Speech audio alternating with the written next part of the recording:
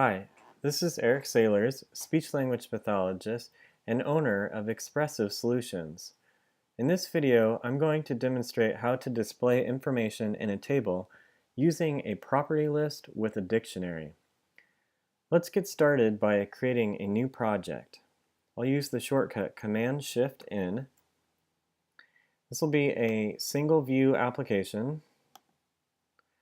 I'm going to call this Family Members, because the information I'll display in the table will pertain to family members' names as well as their genders. Now let's go next and create. I'll start off in the storyboard file. Here's where we have our single view controller, and I'm actually going to get a table view controller and drag it onto our canvas here, and I can move this up. Then I want to show how I can take this arrow and move it up to that table view controller, indicating that this is where the app is going to launch. I'll go ahead and delete this view controller. And so now we're just left with this one table view controller, and we're going to add a new class that will give us a lot of good starter code for our table view. Alright, so let's add the class. And I'm just going to do that by Command-N. Here under iOS Cocoa Touch, I'm going to select Objective-C class, next. Then I want to make sure that this is a UI table view controller. If it's not, then I would type it in. I'm going to call this My Table View Controller. Then click Next and create. Alright, we will get to this code here in just a moment, but let's return to the storyboard. And here is where we can select the table view controller and then go to this drop down menu. Here, let's try this. I don't think I had it all the way selected before. Alright, now let's go up here. We're in the Identity Inspector, down to the drop down menu, and we'll select My Table View Controller. This will allow us to have our table view connected up with our code. Alright, now I need to select this cell here, go to the Attributes Inspector, and I'd like to change the style to Subtitle. We'll have the title eventually be the family member names, and then the subtitle be the genders. Alright, for the identifier, I need to type cell with an uppercase C because our implementation code is already set up for this.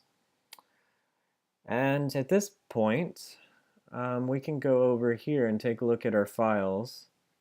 I'm going to remove the original view controller files. We don't need those anymore. Then what I'll do is I'll expand the supporting files, and I see that here's one plist already for family members, but that's not exactly the one that I ultimately want. So I need to create a new plist by pressing Command-N, then going down to Resource and selecting Property List. I can save this as anything that I would like. I'm just going to rename it Props. I'll create that, and then I'll just drag this down to our supporting files here, select it, and we see that by default this property list is a dictionary, and that's exactly what I want so that I can have keys as well as values.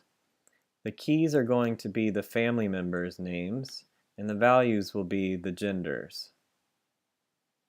Let's try that again. All right. So we can start off with my name, and I'm a boy. Then I could put in my wife's name, Kelly. She's a girl. We have a cat named O'Malley, who is a boy. And his sister is named Cece. She's a girl. All right, we have our dictionary set up for now. That's good enough. Let's go to myTableViewController.h, where I'm going to add a property that is non-atomic. This is going to be a dictionary, and I will call it family. I will be able to access this property from myTableViewController.m. But before I do that, I'd like to add a protocol for UI table view data source, which is good practice for implementing our table view. Okay, let's go over to the .m file, and I'm going to scroll down a bit to the viewDidLoad method. Here I'll comment, or actually delete all of that commented code.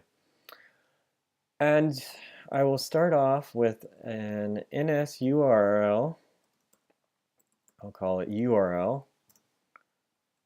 I'll go to my bundle, main bundle, then URL for resource.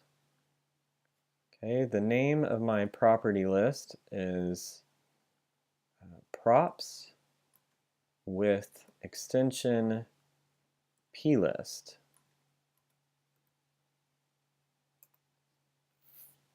All right, now I need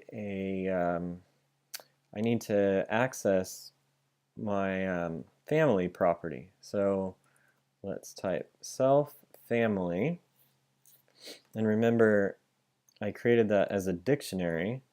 So I'm going to access a dictionary class method that is called dictionary with contents of URL. And then it's just URL there.